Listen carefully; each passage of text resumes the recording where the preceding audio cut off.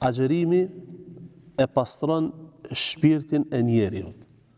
Agjerimi e ruan njeriun nga mëkatet.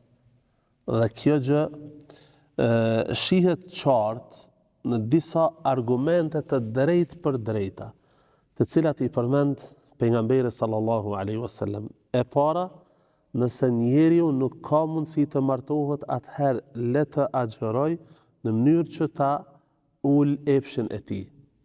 Thot pejgamberi sallallahu alaihi wasallam: "Ya ma'shar ash-shabab, man istata'a minkum al-ba'ata falyatazawwaj."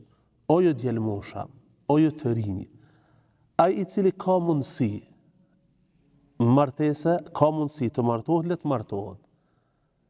E nëse nuk ka mundësi, atëherë le të agjeroj. Përmes këtij hadithi pejgamberi sallallahu alaihi wasallam po udhëzon që nëse njeriu dëshiron të pengon veten e tij prej mëkateve, atëherë le ta vepron këtë gjë, pra le të agjeroj. Gjithashtu, edhe hadithet të tjera të cilat flasin për rëndësinë e agjerimit, e që agjerimi ndikon tek njeriu që ta edukoj atë edhe ta bëj më frytë dhënës, thot pejgamberi sallallahu alaihi wasallam, nëse dikush e sulmon dikën gjatë agjerimit, atëherë as mos të flet fjalë të pesta, e as mos ta kundërshtoj ato, mirë po le të thot se unë jam njeri që agjeron.